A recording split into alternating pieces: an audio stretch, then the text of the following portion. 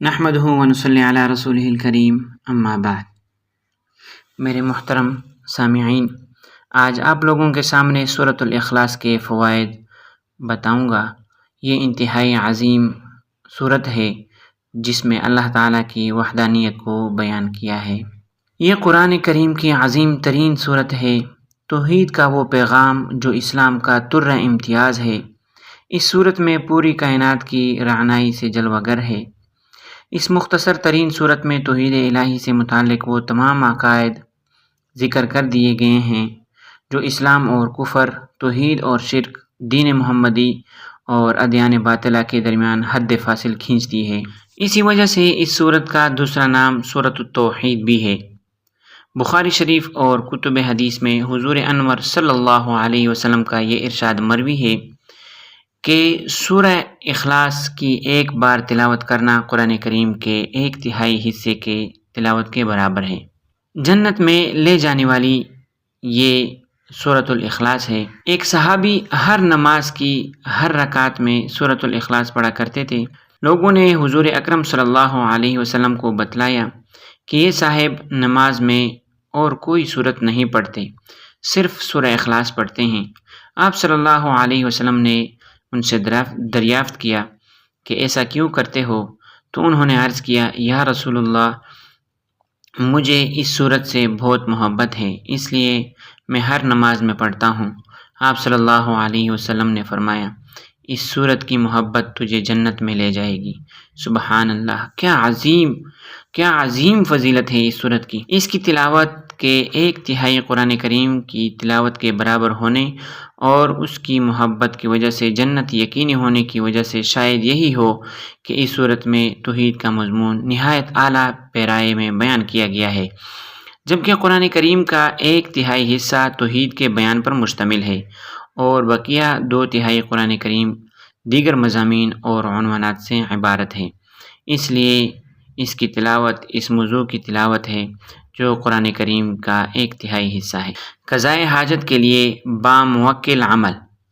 اگر آپ کا کوئی کام اٹک گیا ہو اور حل ہونے ہو کے نہیں دے رہا، یا کوئی بڑی مصیبت آ پڑی ہے اور ٹلنے کا نام نہیں لیتی، تو 21 دن سورۃ الاخلاص عشاء کے بعد ایک بار پڑھیں اور آخر میں یہ کلمات کہیں۔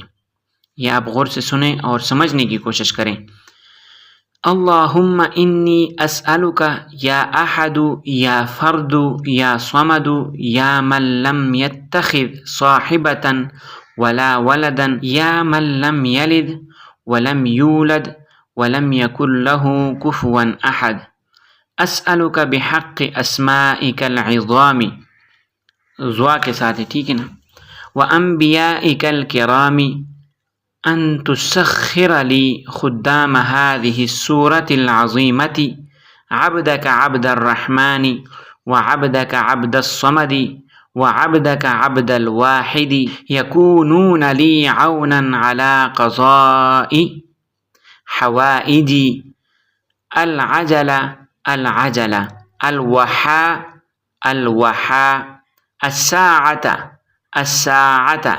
بارك الله فيكم وعليكم وصلى الله على سيدنا محمد وعلى آله وصحبه وسلم۔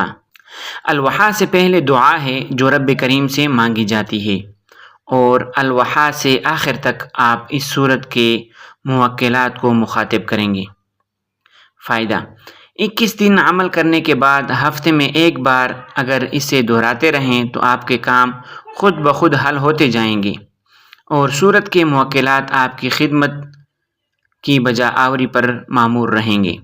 اگر ہفتہ وار عمل برقرار نہ رکھ سکیں تو آئندہ جب کبھی ضرورت پڑے جمعے کے دن سے شروع کر کے جمعرات کے دن تک عمل کریں، انشاءاللہ 7 دن کا عمل ہی کافی ہو جائے گا۔ اب آخر میں ایک اور خاصیت آپ کو اس سورت کا بتائیں گے۔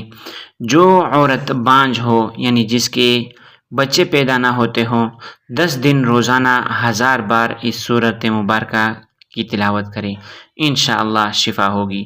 اللہ تعالیٰ سمجھنے کی توفیق عطا فرمائے۔ وآخر دعوانا ان الحمد للہ رب العالمین۔